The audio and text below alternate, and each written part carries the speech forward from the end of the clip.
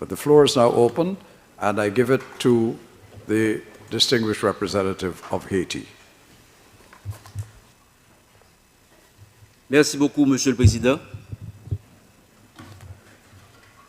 Monsieur le Président, notre délégation a écouté avec beaucoup d'attention les propos de Son Excellence Roberto Alvarez, ministre des Relations extérieures de la République dominicaine, qui vient de présenter un tableau assez révélateur de l'état actuel des relations entre les deux pays. Nous en prenons bonne note, Monsieur le ministre.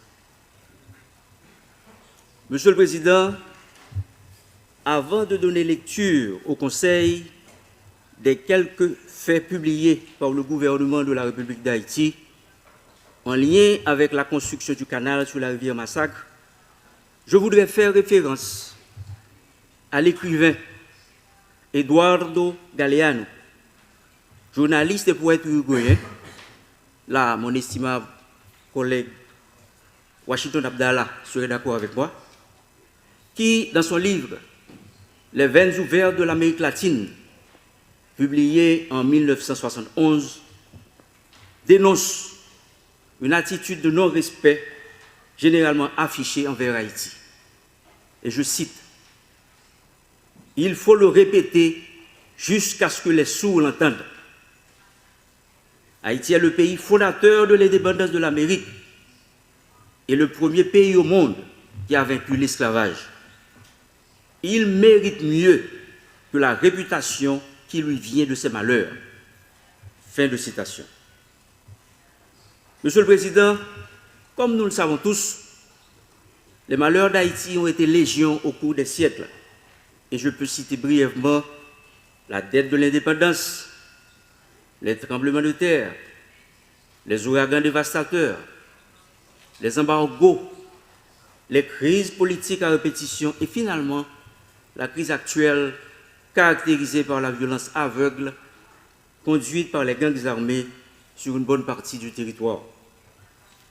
La principale cause des problèmes auxquels nous faisons face actuellement est l'insécurité généralisée du fait de l'action des gangs armés.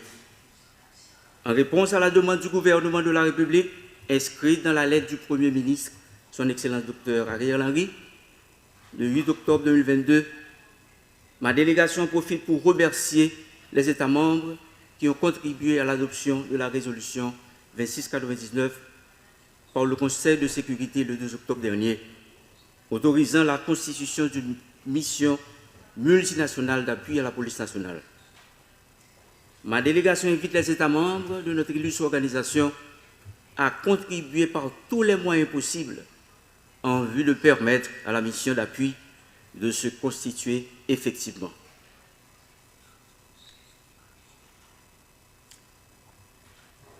Monsieur le Président, la République d'Haïti en a assez des crises.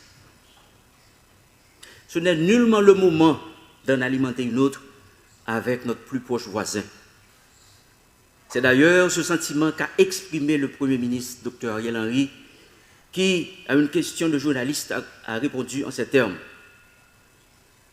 Pas de tac au tac avec le voisin. L'essentiel, c'est de trouver une solution. Le gouvernement haïtien affiche une position de sagesse, sans émotion, mais avec maturité. Monsieur le Président, chers collègues ambassadeurs, s'agissant du différend opposant la République dominicaine et la République d'Haïti, concernant la construction du canal sur la rivière Massacre, souffrez que je vous présente brièvement quelques faits.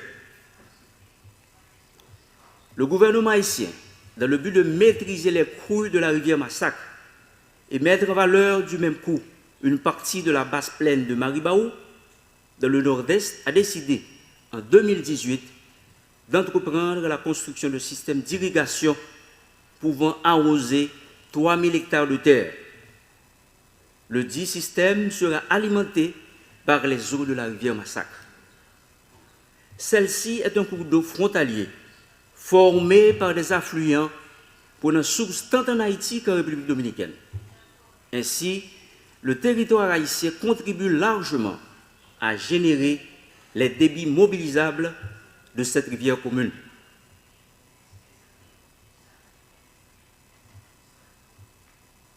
En République dominicaine, elle prend naissance à Pico del Gallo, Loma de Cabrera.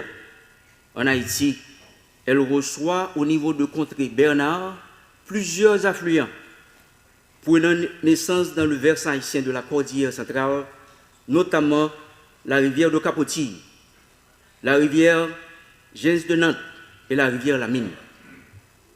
Après environ 10 km comme ligne de démarcation entre les deux pays, elle pénètre en Haïti sur un parcours de 2 km avant de traverser la frontière au niveau de la borne RH-RD 13 pour un parcours en territoire voisin. Puis elle redevient en ligne frontalière jusqu'à son embouchure dans la baie de Mancenille. De la signature du traité de paix, d'amitié et d'arbitrage, le 9 février 1929 à nos jours, la République dominicaine a construit 12 ouvrages sur la rivière Massacre dans la région de Loma de Cabrera et de Dajabón, dont 8 prises sur berge et 4 mini-barrages. Je répète, de la signature du traité de paix, d'amitié et d'arbitrage, le 29 février 1929 à nos jours, la République dominicaine a construit 12 ouvrages sur la rivière Massacre, dans la région de Loma de Cabrera et de Dajabón, dont 8 prises sur berge et 4 mini-barrages. Les travaux de ces ouvrages ont été réalisés de manière unilatérale et n'ont pas été préalablement notifiés à l'État haïtien. Ces infrastructures hydriques en fonction sur le territoire dominicain exploitent plus de 70% des ressources en eau de la rivière Massacre à des fins agricoles et industrielles. Les travaux du canal ont véritablement démarré le 2 avril 2021. Peu de temps après, les autorités dominicaines ont dénoncé la réalisation de ces travaux, arguant qu'il s'agissait d'une déviation du cours de la rivière Massacre.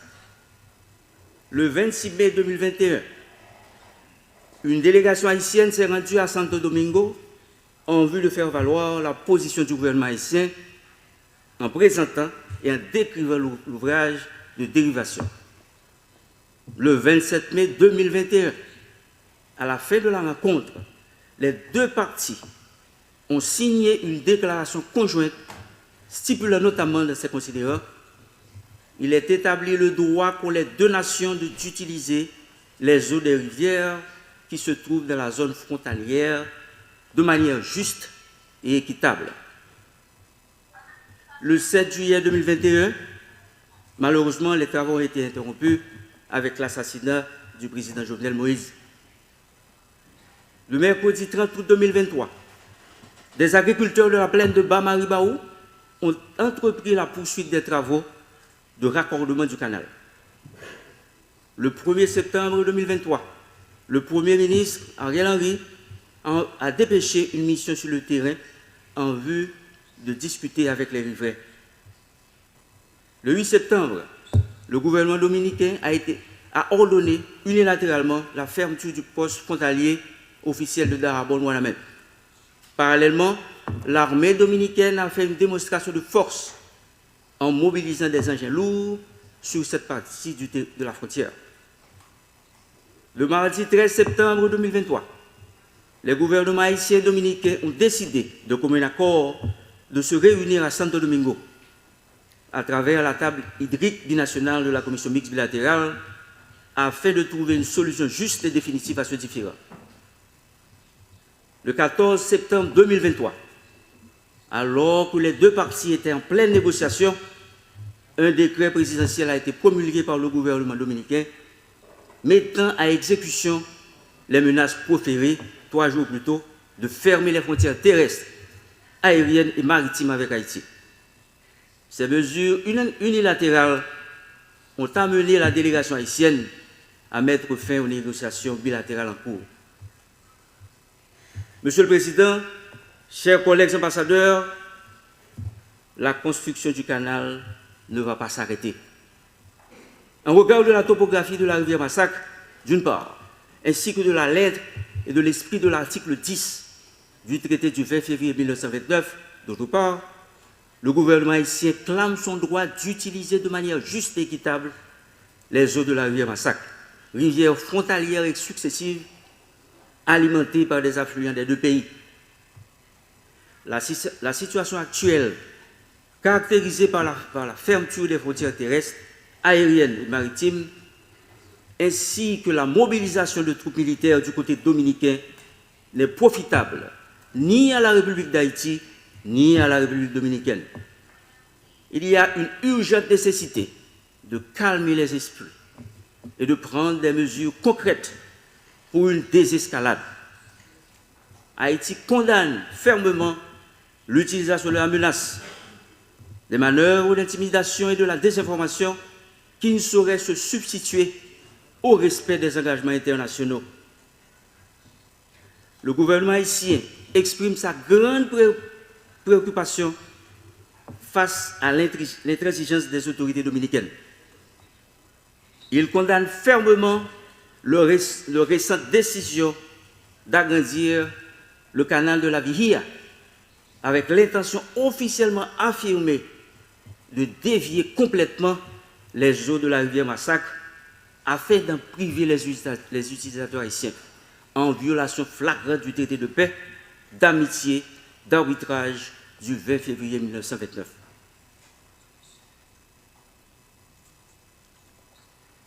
Monsieur le Président, la construction du canal ne va pas s'arrêter. La République dominicaine doit reconnaître le droit des deux pays à utiliser de manière juste et équitable les ressources en eau partagées de la rivière Massacre, conformément aux termes de l'article 10 du traité de paix, d'amitié et d'arbitrage du 20 février 1929 et aux normes internationales en la matière. Le problème actuel concernant la rivière Massacre, sans sous-estimer les conséquences de sa gestion irrationnelle, paraît être un dossier mineur et une distraction par rapport aux grands défis communs auxquels doivent faire face les deux pays, car les voies de résolution claires et précises sont déjà prévues dans le traité submentionné. Monsieur le Président, la construction du canal ne va pas s'arrêter. Le gouvernement haïtien réaffirme le droit du peuple haïtien à un usage juste et raisonnable des eaux partagées et s'engage à travailler avec toutes les parties prenantes locales pour la réalisation des travaux dans les règles de l'art par les entités qui ont les compétences techniques et légales pour ce faire. Le gouvernement haïtien lance un appel à la sérénité et réaffirme la volonté de continuer à travailler afin d'obtenir une solution définitive aux différends sur l'utilisation des ressources en eau de la rivière Massacre et à poursuivre en ce sens les discussions alternativement en Haïti et en République dominicaine. Elle réitère son invitation transmise par la note en date du 15 septembre 2023 du ministère des Affaires étrangères adressée au ministère dominicain des Relations extérieures à reprendre les négociations, le dialogue étant un élément essentiel aux relations de bon voisinage. Monsieur le Président, la construction du canal sur la rivière Massacre est depuis quelques années l'un des sujets faisant unanimité au sein de la population et de tous les secteurs en Haïti. Les Haïtiennes et les Haïtiens, en solidarité avec la population du Nord-Est et plus particulièrement la communauté de Ouanamet, parlent d'une seule voix quant à la poursuite des travaux. Nous dit KPK, canal là, pape campé. La construction du canal ne va pas s'arrêter. La construction del canal ne va pas parar. Le gouvernement de la République d'Haïti réclame le respect de l'intégrité de son territoire, sans faire un compte-rendu exhaustif de la situation de nos compatriotes en terre voisine. Le gouvernement appelle aussi à la protection de ses ressortissants et au respect des conventions internationales en la matière. Il réitère également l'appel au dialogue entre les deux parties. Je vous remercie.